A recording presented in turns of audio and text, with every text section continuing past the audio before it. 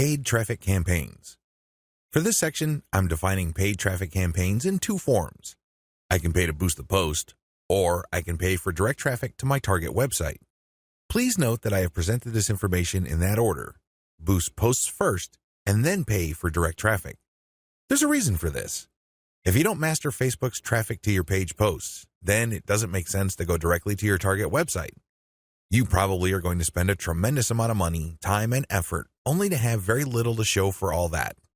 It's better to boost a post in a strategic way so you can understand what kind of content connects with your intended audience. You will then be able to drive traffic to your website. You're actually killing several birds with one stone.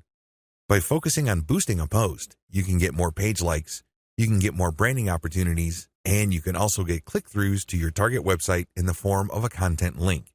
Here's how it works. Post boosts. First, target a lookalike audience based on your user insight demographic. In other words, Facebook is going to show your ad to a fresh set of users who share the same demographic details and interests as your current page fans. People with these similarities are more likely to like your content. You're not going to pay Facebook to show your post to people who have already liked your page. Instead, you are trying to get fresh eyeballs to your page posts. You do run quite a bit of risk. Existing audience post boosts. The next option you have available to you is to boost your post to people who have actually liked your page. These are your actual page fans. They know roughly what you're about. They like your content enough to like your page. They're expecting your content. Unfortunately, like I said earlier, Facebook only shows your content to a small fraction of people who liked your content. Unless your fans select see first when they like your page, Facebook will use its natural algorithm to select the initial group of eyeballs that will show your page content. If enough people engage with your content, then Facebook will show even more of your page fans to your content. However, it's never going to show it to 100% of your fans. That rarely happens.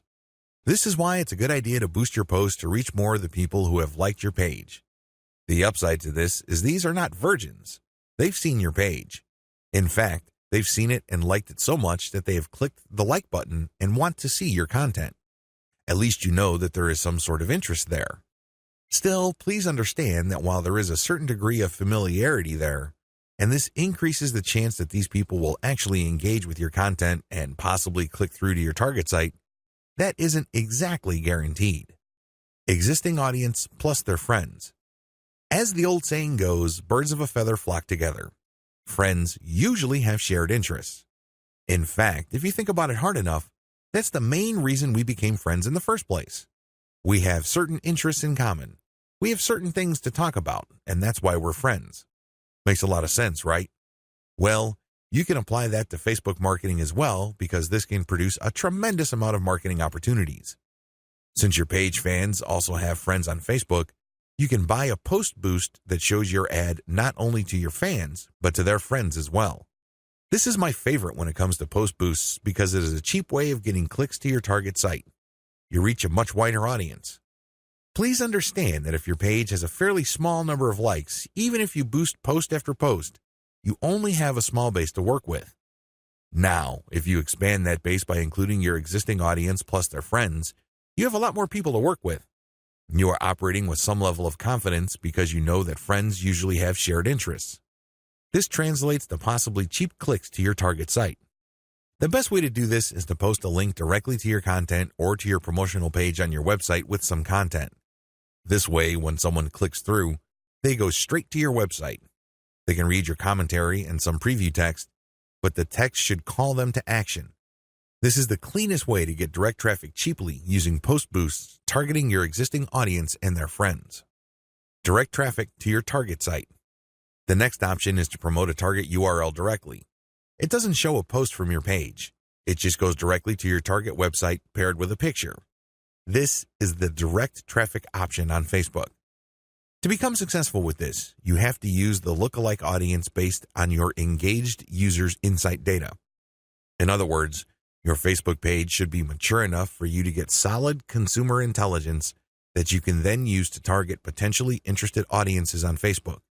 That's the best way to do this. There are other ways. You can run raw targeting.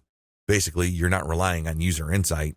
Instead, you're just looking for an age range and a geographic location. You're also using gender. In certain situations, this may pay off. In fact, you may get better results than lookalike audiences, but generally speaking, you should focus on using the consumer intelligence your Facebook page gathered so you can reach people who are very similar to people you know have demonstrated a solid interest in whatever it is you're promoting. Best practices. Use them to boost your results. First, run small tests. This enables you to fail quickly. People who really know their way around Facebook run campaign after campaign after campaign until they're able to connect the dots and come up with a campaign that actually works. This is why you need to run small, cheap tests so you can easily see which campaigns are working out and which ones have failed. Next, make sure your budget is low. Usually, when I run a $1 campaign, that is good enough for me. $1 a day for 7 days a week, that is good enough for me to see if an ad has potential. So, I would run several ads. We're talking about $70 for 10 ads running at the same time. Third, focus on what works.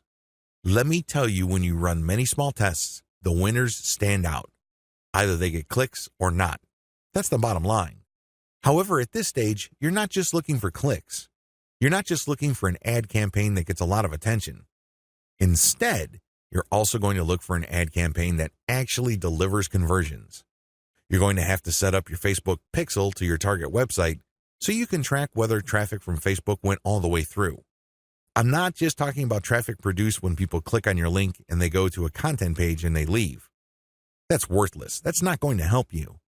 That traffic has to go to the content page, go to the sales page, and eventually make it to the shopping cart.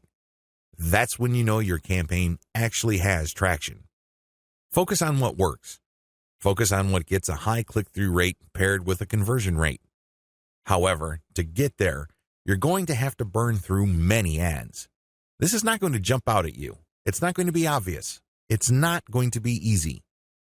Once you have identified that ad and you've fine-tuned it, then scale it up. That's how this works. Basically, you focus on what works and then pour real money into it.